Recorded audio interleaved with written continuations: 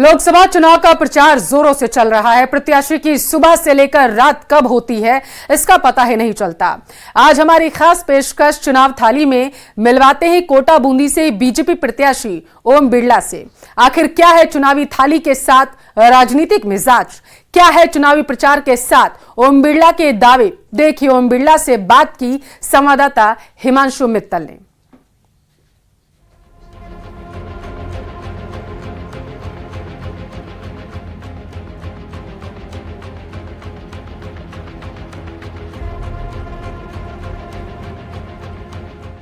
लोकसभा चुनाव का घमासान और चाहे कोई भी प्रत्याशी हो, पूरा वक्त सुबह के दिन की शुरुआत से लेकर के देर रात तक चुनाव प्रचार में झोंके हुए हैं।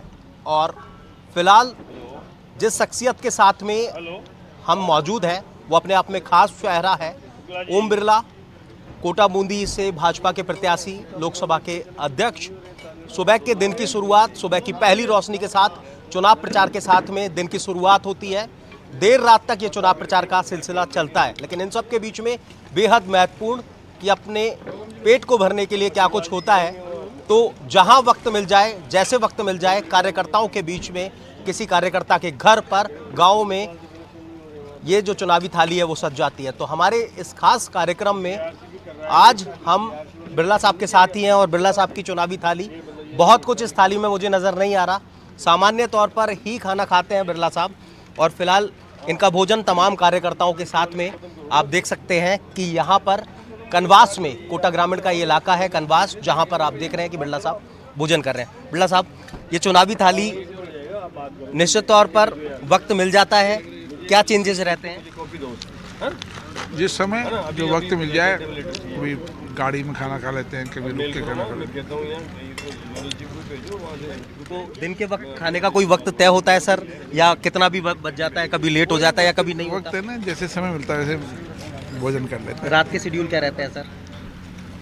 रात को 1, 1:30, 2, 2:30 खाने में बच जाता है। खाने में नहीं बचता, रात को खाना नहीं खाता, ओके, सुबह बचता है। ठीक है। तो क्या परिवर्तन रहता है साहब? जैसे दिन में तो आपके घर पर जब हम रहते हैं तो शेड्यूल एक फिक्स होता है, तय रहता है, लेकिन चुनाव के समय में तो ये जो डाइट है, डाइट चार्ट ही बिगड़ जाता है पूरी तरह से। तो इसको कैसे मैनेज करते हैं सर? अब चुनाव में डाइट चार्ट क्या होता है? कार्यकर्ताओं के साथ बैठे, खाना खाया, बातचीत करी, आगे बढ़ गए। साहब फिलहाल इस चुनावी की थाली के साथ में, इस आपके भोजन के साथ में अगर मैं चुनावी माहौल को समझूं तो निश्चित तौर पर जो मुद्दे हैं, जैसे मैं अभी आपको सुन रहा था, तो फिलहाल केंद्र सरकार के जो मुद्दे हैं वही हावी हैं और आप भी जनता के बीच उन्हीं के साथ में रूबरू होते हुए नजर आते हैं साहब। चुनाव केंद्र का है। देश में कौन से दल की सरकार बने, देश में कौन प्रधानमंत्री बने, ये चुनाव ही लोकसभा के हैं। इसलिए जो मुद्दे हैं वो देश के मुद्दे हैं कि देश के मुद्दों पर महत्वपूर्ण नीतियों, कार्यक्रम में क्या फैसला देश में हुआ, क्या निर्णय हुए, क्या इंफ्रास्ट्रक्चर लेकर अनिश्चित विकास हुआ, इन सारे मुद्दों को लेकर चुनाव है और इन्हीं मुद्दों पर चुनाव लड़ा जा रहा है। और मुझे लगता है कि जो जनता का विश्वास भरोसा है वो 10 साल के अंदर मोदी जी ने और विश्वास भरोसा कायम किया है। आपको क्या लगता है साहब कि कितना लोगों के जीवन स्तर में परिवर्तन आया?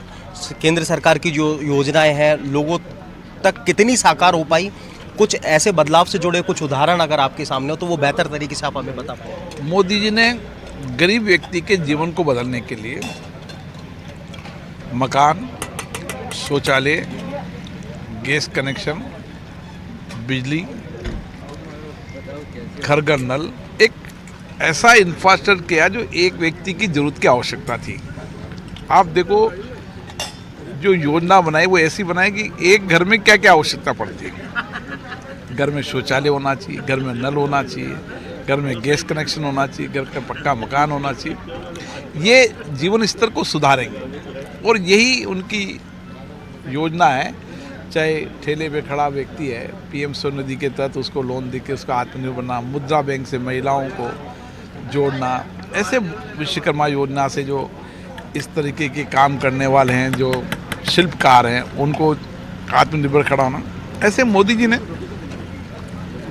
देश के अंदर किस तरीके से हम आम व्यक्ति के जीवन को, गरीब व्यक्ति को जीवन को बदल सकते हैं, उसकी योजना बनाई, इसलिए लोगों का विश्वास भरोसा ज़्यादा है। एक बेहद महत्वपूर्ण सवाल है साहब कि इस बार जब चुनाव में आप जनता के बीच में जाते हैं तो आपको सबसे बड़ा जो मुद्दा है वो क्या नज़र आता है लोगों के बीच? देखो, मुद्दा एक ही है कि देश में लोगों का, देश की जनता ये मानती है मोदी जी ने देश को आगे बढ़ाया। और चलिए इसी के साथ फिलहाल के लिए इस बुलेटिन में बस इतना ही, रुकते हैं एक छोटे से ब्रेक के लिए और जल्द हाजिर होंगे।